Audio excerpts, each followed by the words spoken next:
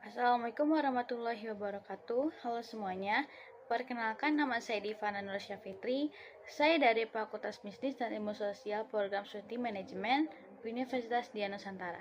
Dalam video kali ini, saya akan menerangkan mengenai mata kuliah etika dan hukum bisnis. Materinya yaitu mengenai relevansi etika bisnis. Yuk kita bahas. Tapi sebelum itu kita harus bahas dulu nih, apa sih etika bisnis itu?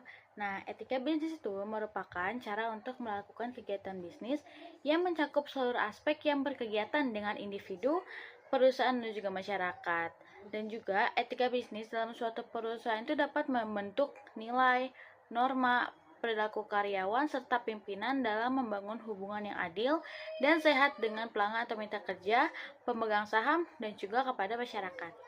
Nah, untuk etika bisnis ini kita harus melakukan dengan cara yang baik, yaitu dengan yang pertama, menyebutkan nama lengkap saat berkenalan dengan rekan bisnis. Yang kedua, berdiri saat memperkenalkan diri agar terlihat lebih sopan. Jika tidak memungkinkan untuk berdiri, bisa memundurkan kursi dan sedikit membungkukkan badan. Lalu yang ketiga, ada ucapkan terima kasih secukupnya. Yang keempat, yaitu kirim juga ucapan terima kasih lewat email atau surat lainnya setelah melakukan pertemuan. Lalu, jangan menyilangkan kaki ketika duduk, karena dalam posisi bekerja itu sangat tidak sopan. Dan yang terakhir, tuan rumah yang harus membayar. Jika menggunakan bisnis untuk pertemuan di luar, maka sang mitralah yang harus membayar tagihan. Lalu ada prinsip-prinsip etika bisnis menurut Cox Roundtable. Yang pertama adalah tanggung jawab dalam hal yang dikerjakan.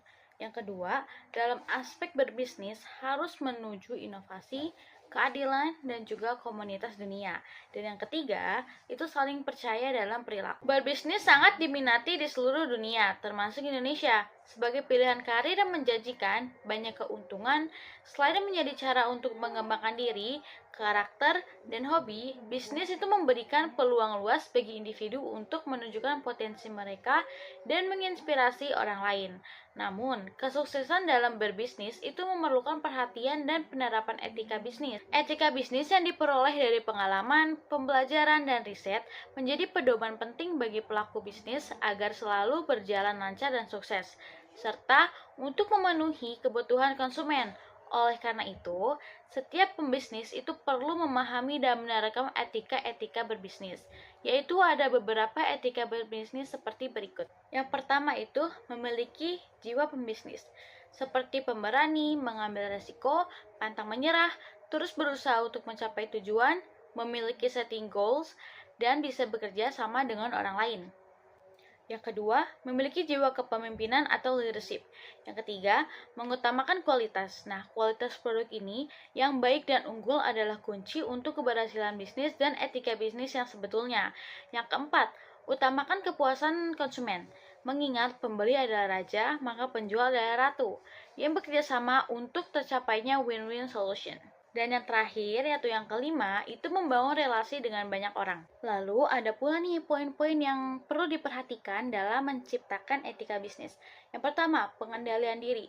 Seseorang itu harus mampu menahan diri dari mengambil keuntungan tidak etis dan memperhatikan dampak penggunaan keuntungan pada masyarakat. Yang kedua, tanggung jawab sosial, peduli pada masyarakat lebih dari sekedar donasi. Contohnya, tidak memanfaatkan excess demand atau keuntungan berlipat.